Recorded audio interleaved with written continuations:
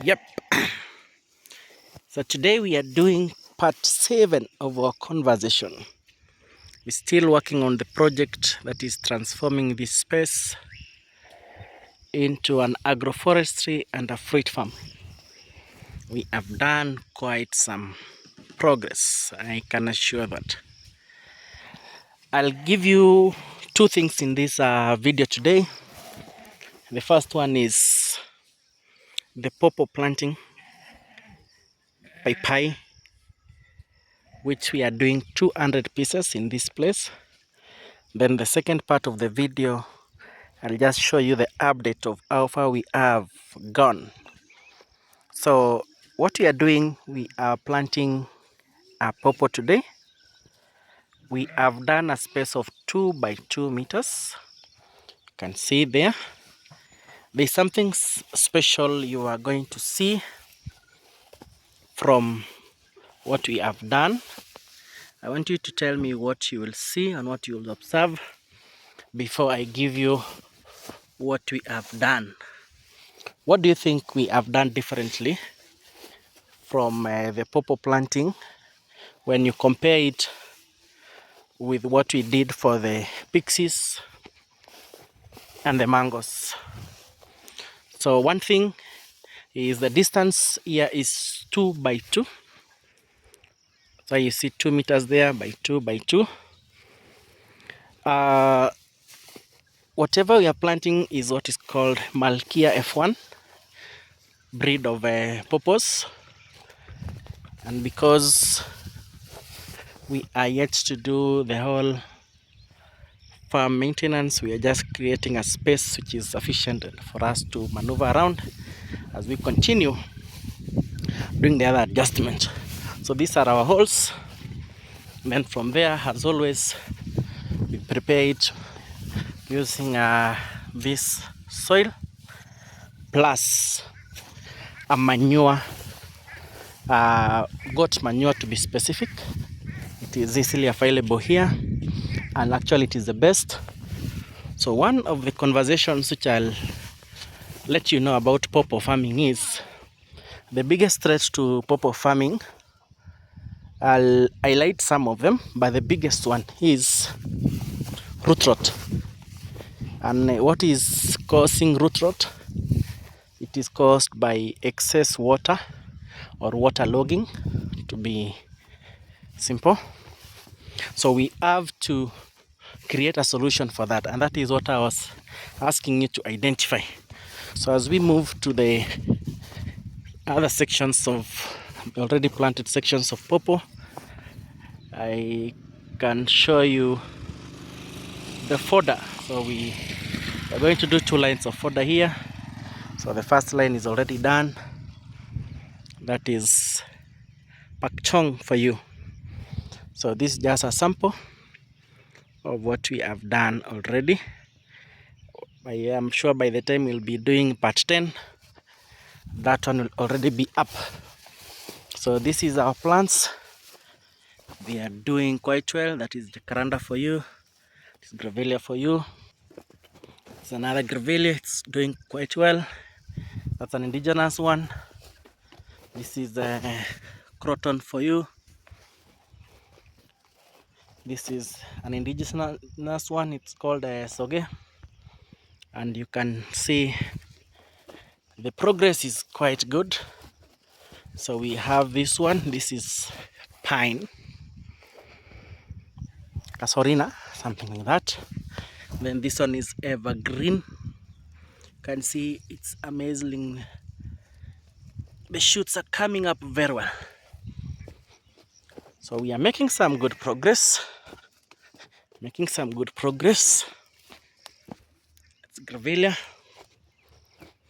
This is some Caranda. It lost some leaves, but it's coming up. So I remember I told you something about our stone, our boulder. So whatever you are seeing here is a water tank plinth. So we are going to do a structure here, a water tank structure here. So for this case, we are starting with a water structure to hold at least 2 ground tanks. Then eventually we are going to build a top one, which will also do 2 structures. Then we are going to do plumbing for the sake of irrigating this land and the other ones. I told you, starting is just the first step. Maintenance is now the real journey. So let's go back to our purpose. So you realize I've not done sunken all. This is just a little bit sunken, maybe by about 3 centimeters, 5 if many. Compare what I have shown you to what we have here for the mangoes. It's very different. That is why I was telling you, you need to be very careful when it comes to pawpaw farming. The biggest trouble is root rot. So we are making some good progress. This is the update of our mangoes. It takes time. I'll show you the pixies, how they're doing quite fine. So here goes our pawpaws. So far, so good. I think the project is coming to a good conclusion in terms of establishing it. So most of what we are going to do from here is actually maintenance. So you are going to be getting a lot of feedback in terms of agronomy. Good. Let me give you a small snapshot of how our pixies are doing. You can see that they have developed some real shoots. And if you thought that one has performed well, this one is doing amazingly beautiful. Look at that. And actually we are yet to start feeding the plant. Going to see how amazing it will be. So that is the establishment. I know as we move on, we are going to see more and more of the process. So for the pawpaw farmers, for the experts outside there, what has been some lessons you want us to incorporate into our system so as to make things better and more advanced? So I've also done some observation from the other farms I've established. Is pawpaws actually are a source of infestation to these other plants. So it means we have to work very hard to ensure we guard against it. But at the same time, the reason why we are doing this intercropping is pawpaws just take 8 months, and you'll start at least to get some good production from it, whereas our pixies will take 18 months and the mangoes will take 2 to 3 years before they start producing. So we need to use that space well, and we are going further to make it available for intercropping with some other items like beans, which are short term. So this is trachoma for you. You can see how it is amazingly coming up. I'm a happy farmer in that case. So guys, that is it for pawpaw, which marks the 7th part of our series. But just to show you how good we are doing here, I'll just do an update of how beautiful it is. So any questions, any comment? Look at this bottle brush. It's shooting very well. It's doing amazingly good. You can see the shoots are up.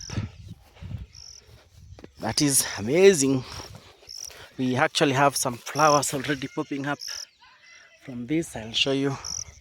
That is your red. And then we have this one is doing quite well.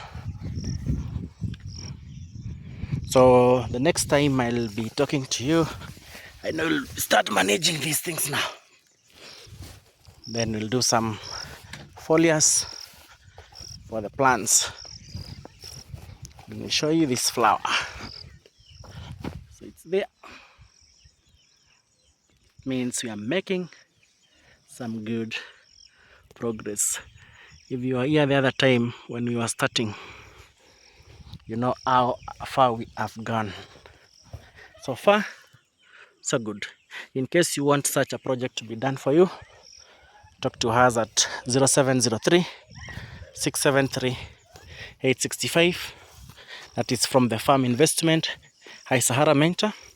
We specialize in establishing such farms, agroforestry units, your orchards, and training of your farmers. Let's build financial muscle through farming. It's a good thing.